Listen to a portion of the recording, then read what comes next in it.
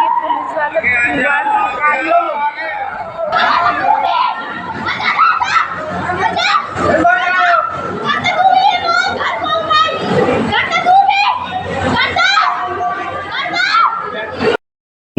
दोस्तों, मैं पंकज और आप देख रहे हैं हमारा चैनल घुमक्कड़ कपल। तो आज नवरात्रि का आखिरी दिन है और मैं और सोनम जा रहे हैं सलकनपुर विजय सेन माता मंदिर दर्शन करने।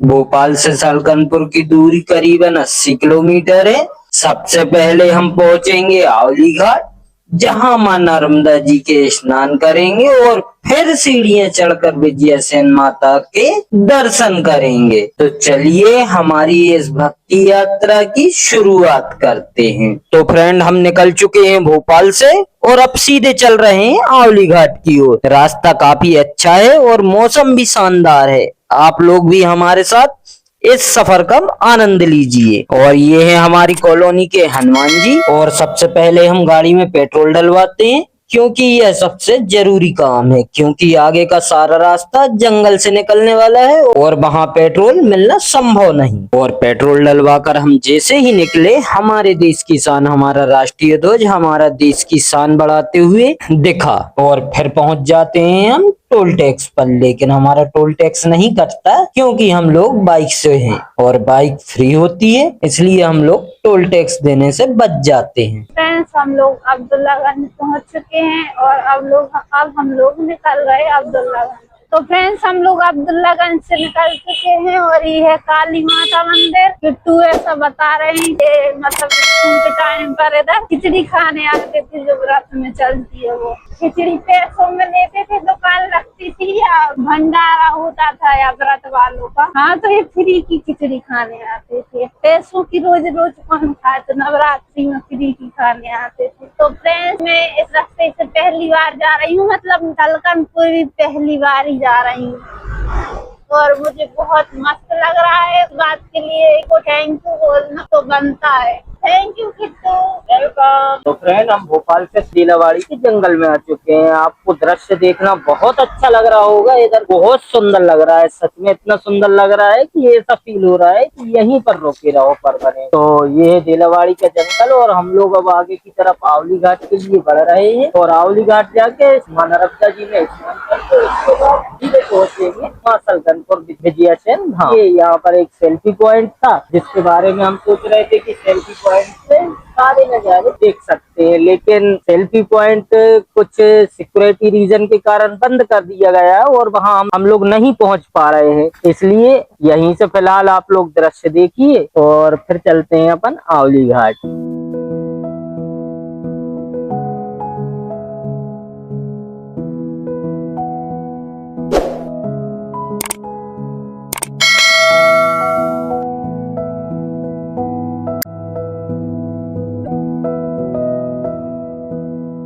ये देखिए फ्रेंड्स, कितने मस्त मस्त बंदर। मुझे छोटी वाली अच्छी लगती, देखो वो केले की छिलके खा रही है। तो फ्रेंड, यहाँ का नजारा सच में बहुत ही अद्भुत है। पत्थरों के बीच में से मां नर्मदा मैया निकल रही हैं। हम पहुंच गए हैं आवली घाट।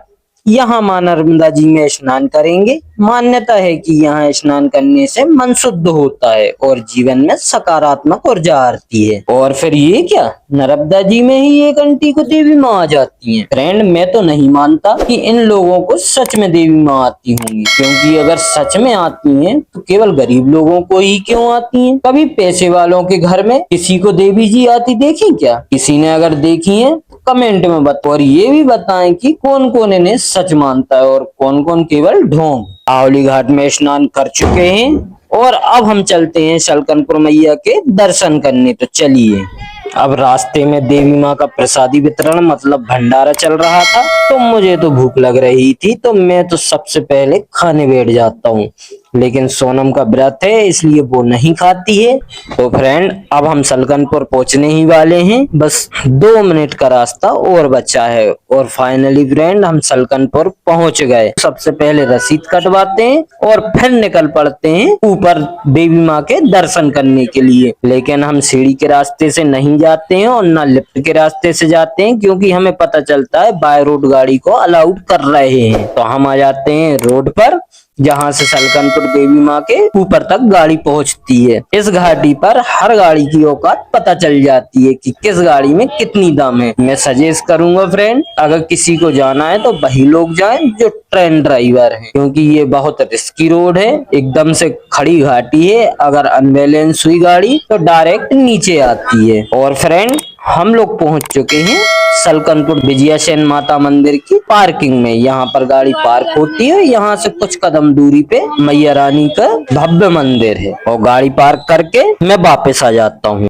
चूंकि आज नवरात्रि का आखिरी दिन है तो भीड़ थोड़ी ज्यादा है। मंदिर परिसर का माहौल बहुत ही भक्तिमय है। यहाँ प्रसाद, खाने पीने की दुकानें और मेले की रौनक देखने को मिलती है। श्रद्धालु यहाँ घंटों भक्ति में समय बिताते हैं। और फ्रेंड, यहाँ पर हर प्रकार की दुकानें मिलती हैं। यहाँ से आप प्रसाद भी खरीद सकते हैं, कपड़े भी खरीद सकते हैं, टैटू बनवा सकते हैं, और बाकी काफी तरह की खाने पीने की हर प्रकार की दुकानें मिलती हैं। तो हम दोनों पैदल जा रहे हैं अब मैया रानी के दर्शन करने।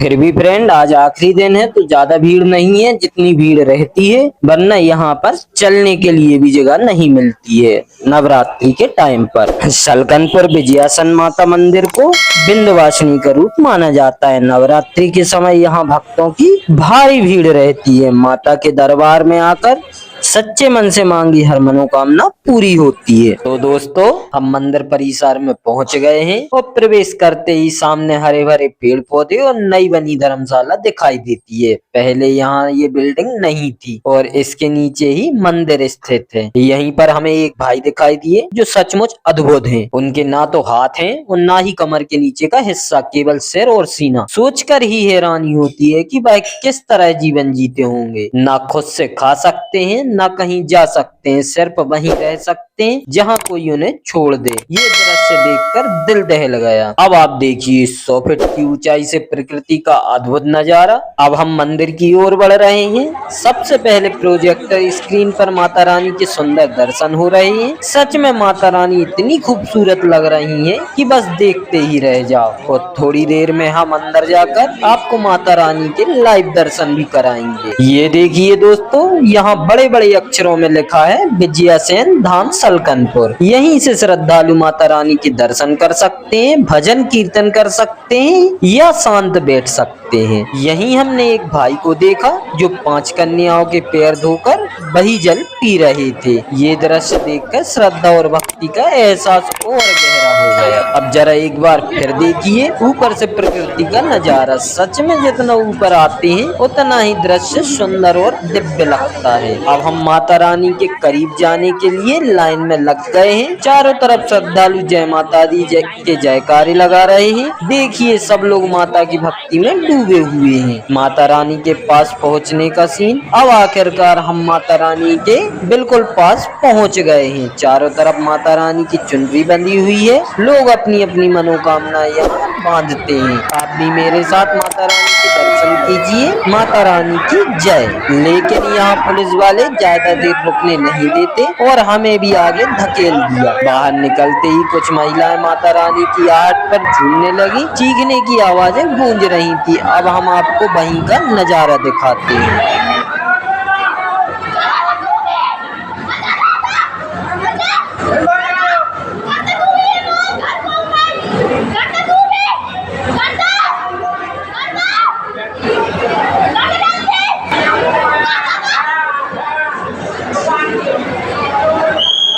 फ्रेंड, हम लोग दर्शन करके बाहर निकल चुके हैं।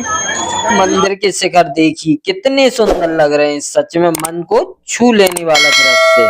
तो आइए अब नीचे चलते हैं। तो फ्रेंड, अब मैं बताता हूँ आप लोगों के लिए सलकनपुर का इतिहास। और आप लोग अगर यात्रा करना चाहते हैं और यहाँ पर आना चाहते हैं तो आप लोगों को और सारी जानकारी। तो सबसे पहले बात करेंगे दोस्तों सलकनपुर का विजयासन देवी धाम।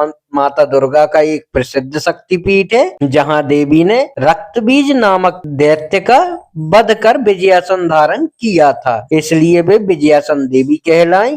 यह 1000 फुट ऊंची पहाड़ी पर स्थित है और इसकी मान्यता 400 साल से अधिक पुरानी है। हर साल नवरात्रि में यहाँ भव्य मेला लगता है और देश भर से लाखों श्रद्धालु अपनी मनोकामनाएं लेकर आते हैं। श्रीमद् भागवत कथा के अनुसार रक्त बीज नामक दैत्य से देवताओं के त्रस्त होने पर देवी ने विकराल रूप धारण किया और इसी स्थान पर उसका वध किया। दैत्य के वध के बाद देवताओं ने देवी को जो आसन दिया वही विजयासन धाम के नाम से विख्यात हुआ और देवी विजयासन कहलाई। स्थानीय कथाओं के अनुसार बंजारों ने यहाँ देवी माँ की स्थापना की और मंदिर का निर्माण कराया, जिसके बाद श्रद्धालुओं का आना जाना शुरू हुआ। सिंधिया राजवंश के लोग भी इस मंदिर के दर्शन किया करते थे और दशहरे के दिन समी वृक्ष की पूजा करने आते थे। ऐसी मान्यता है कि माता रानी अपने भक्तों की मनोकामना पूरी करती हैं और उन्हें कष्टों से मुक्ति दिलाती हैं। सलकनपुर धाम को 52 शक्तिपीठों में से एक माना जाता है। मंदिर में 2 अखंड ज्योति प्रज्वलित हैं, एक नारियल तेल से और दूसरी घी से, जिन्हें साक्षात देवी रूप में पूजा जाता है। एक अखंड धूनी भी है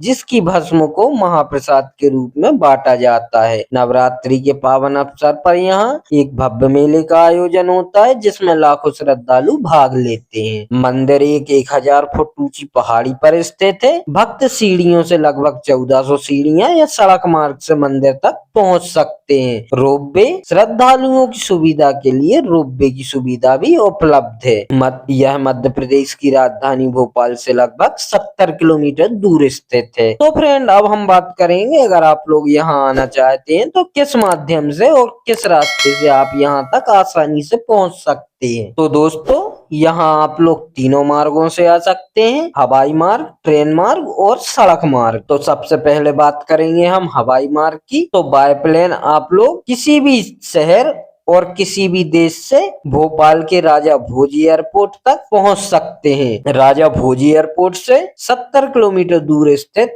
माँ विजयासन धाम सलकनपुर है, जिसके लिए आप राजा भोज एयरपोर्ट उतरकर भोपाल के नादरा बस स्टैंड पर पहुंचकर बाय बस 3 से 3.5 घंटे में 70 से 100 रुपए किराया देकर सलकनपुर धाम पहुंच सकते हैं। और अगर आप प्राइवेट टैक्सी कर आना चाहते हैं तो भोपाल से आसानी से प्राइवेट टैक्सी हायर कर सकते हैं, जिसका फेयर होगा 1000 से 1500 के बीच और ये 1 से 1.5 घंटे के अंदर आप लोगों को सलकनपुर छोड़ देगी। अब बात करेंगे दोस्तों हम ट्रेन मार्ग की। तो ट्रेन मार्ग में सबसे नजदीकी रेलवे स्टेशन यहाँ की बुधनी स्टेशन है, उसके बाद नर्मदापुरम, उसके बाद इटारसी और सबसे दूर है राजधानी भोपाल। तो अगर आप भोपाल उतरते हैं तो भोपाल से आप बाय बस या बाय टैक्सी के द्वारा सलकनपुर धाम 3 से 4 घंटे के सफर के बाद आ सकते हैं। और अगर आप इटारसी जंक्शन उतरते हैं, इटारसी भी बड़ा स्टेशन है जहां से लगभग भारत के हर कोने से ट्रेन आती है। तो इटारसी जंक्शन उतरकर 40 से 45 किलोमीटर दूर बस या बाय टैक्सी 1-1.5 घंटे का सफर तय करके सलकनपुर धाम पहुंच सकते हैं। अब बात करेंगे अपन नर्मदापुरम रेलवे स्टेशन की। तो यहाँ पर भी लगभग गाड़ियां रुकती हैं, सारी गाड़ियां तो नहीं लेकिन बहुत सारी गाड़ियां रुकती हैं। नर्मदापुरम आकर आप माँ नर्मदा मैया में स्नान कर उसके बाद बाय बस या बाय टैक्सी आप यहाँ पर आ सकते हैं। इसकी दूरी मात्र 38 किलोमीटर है, जो आप 1 घंटे में तय कर सकते हैं। अब बात करेंगे बुधनी स्टेशन की। बुधनी स्टेशन पर बहुत कम गाड़ियों के स्टॉपेज हैं, लेकिन यहाँ से सलकनपुर की दूरी मात्र 14 किलोमीटर है और आप लोग बाय टैक्सी या ऑटो करके भी यहाँ पर पहुँच सकते हैं। 100-150 रुपए में आप लोगों को आसानी से ऑटो वाला यहाँ तक छोड़ देगा। तो फ्रेंड,